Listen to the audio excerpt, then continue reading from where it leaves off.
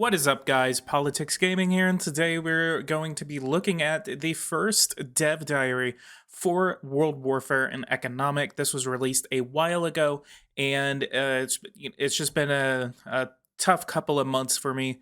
So that's the reason why I haven't been making a lot of these videos. But I am working myself to get these videos out more often, and I know you guys are excited for these games that are coming up, and we're going to go ahead and start the streak of a lot of videos that have been on my back burner. If you guys enjoy this kind of content, go ahead and leave a like, subscribe to the channel if you are new. If you guys want to see more content like this, hit that bell notification icon so you don't miss anything whenever I do make it. So we're going to go ahead and start reading off this dev diary. I know that Lotus has been wanting me to make this for a while, and I do apologize to Lotus for this, but Lotus, here you are. Thank you so much for supporting my channel. He is actually a patron of mine. If you guys want to support me on Patreon, go and support me on Patreon.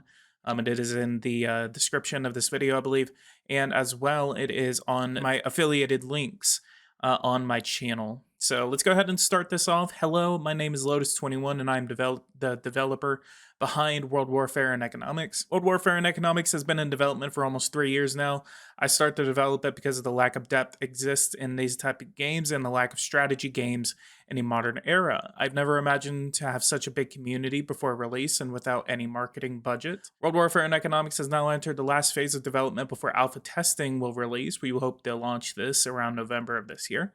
This development process is going, I've imagined, to find two incredible people who really believe in me and the huge potential of this game. And together we start our own gaming studio called Okron Studio that will operate in the United States. With the help of this studio, that we will be able to market our game and develop a far more polished and more detailed game. Those of you who are already in the game Discord server have already shared their ideas and feedback, and many of them have already been implemented into the game. I know that together with the help of the community, I can adapt, improvise, overcome, and create a game we all want to play. After a request of one of the Discord members to start a dev diary, I started to do so to share more information about the game instead of just releasing screenshots every once in a while. So the first thing that we're going to be looking at is the economy. So this is sectors. Most important thing for a country is to have a stable economy. With stable economy, countries can gain world influence, military power, and become a worldwide superpower.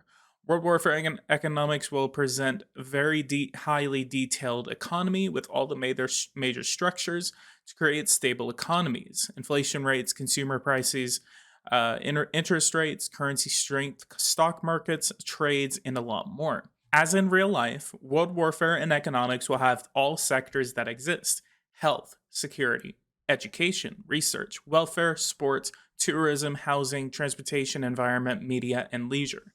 So you can actually see that we have a little wheel. I believe this is where you right click and then you will be able to find these wheels right here, and then you'll be able to click and it'll open a new window for you. The player will have the ability to modify each sector by building and dismantling facilities, modify laws, and activate and deactivate policies related. Each sector will have its own unique structure to follow. So the health sector will have a sickness rate that calculated by the level of treatment in your country, capable to provide the citizens and your country pollutions. You can also increase your manpower with each sector by building dedicated facilities. For example, you can build health universities to produce more doctors. So you can actually see that this is what we will be able to see in terms of our manpower. So we have firefighters. We have 28,200 in our country.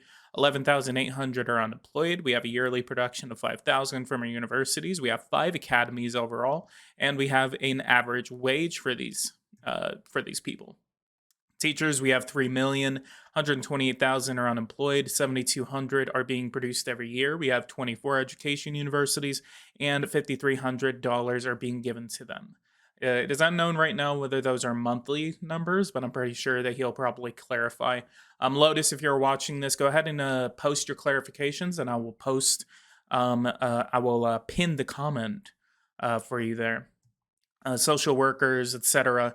So we have a pretty big social worker problem right here. So we have 30,000 employed and 157,000 unemployed.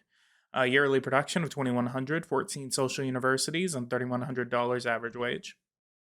And then we also see that players will need to fulfill sectors' demands. Each sector will demand different types of things. Education will demand school seats to have a higher education score. In order to fulfill each sector's demands, each sector will have its own facilities, and that the player will need to increase to fulfill the demands of the sector.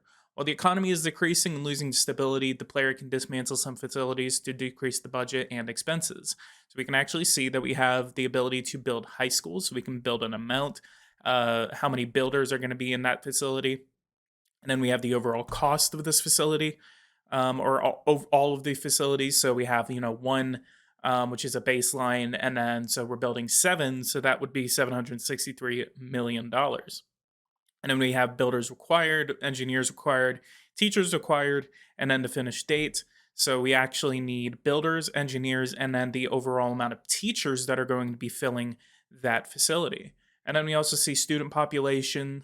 We have kids seats, young seats, adolescent seats, and then adult seats, which are for their relevant school systems. And then we have retirement homes, women's shelters, orphanages, homeless shelters, rehab centers, oil energy facilities, coal energy, hydro energy, solar, nuclear, for our energy sector as well. And then so we have currencies, which we can actually look at right here.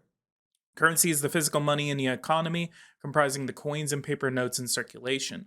All 180 currencies in the world will be represented in world warfare and economics. Currencies have a range of 0 to 100, while 100 is the most powerful currency in the world. Players can increase their currency value by stabilizing their inflation rate. High inflation rate oscillation will cause their currency value to decrease, just as in real life. Players can also create monetary unions to implement one currency for multiple countries, like the euro. That, in the case of the currency value, will be calculated by the average inflation rates of the countries who use this currency. So we see the British pound, the euro, we see the Canadian dollar, and the United States dollar. So it looks like that the British pound is apparently the strongest in the world. And then we see the inflation rate, the central bank interest rates. We have an active policy of negative 0.1%. We also have the option to print money, it looks like. So maybe we will be able to actually do things like quantitative easing, which will be very interesting. So I'm actually, the more I look at this game, the more I'm actually pretty excited for it. And then we have taxes. In order to increase country revenues and income, players can change the various taxes within a country. Taxes have a major impact on citizens' happiness and the cost of living, so the player should be very careful before changing any tax. Otherwise, a player will face serious consequences such as riots, strikes, and more. Taxes are also a major part of migration mechanics, so if you want to increase your population and wish to attract more citizens worldwide, you need to lower taxes so citizens can actually earn more money while staying at your country. Taxes are changed throughout the votes in democratic countries, so in order to pass tax votes, the taxes need to be compatible with other countries' political ideology. So we do see that the cost of living is calculated in the game. So we do see the highest cost of living and then some of the lower cost of living. And then we have the personal income tax, the small business tax, the corporation tax, the high tech tax, the vehicle import tax rates, the inheritance tax, the entertainment tax, the sport ticket tax, the pollution tax, the energy tax, the apartment tax, the transportation tax, and the media tax. And then we also have a water tax, mineral tax, timber tax, cotton tax, and a natural gas tax. So it looks like that was about it. So we thank you for reading it and being part of the community. Feel free to share your ideas and feedback here in the comments or in one of the game communities. And Lotus001. So we actually see a bunch of people right here. So shout out to all these people, including my boy AMN right here. So this devlog has actually been out for a while. I got a couple other ones. I have like 2 more devlogs that I need to cover. So if you guys are interested in seeing that, they will be out very, very soon. So look forward to that. I'm making all of these at the same time, so that way I can get these out very, very quickly. So guys, leave a like on this, subscribe to the channel if you are new. If you guys want to see more content like this, hit that bell notification icon so you don't miss anything whenever I do make it. And I will see you guys in the next Dev Diary. Thank you guys so much for watching, and take care.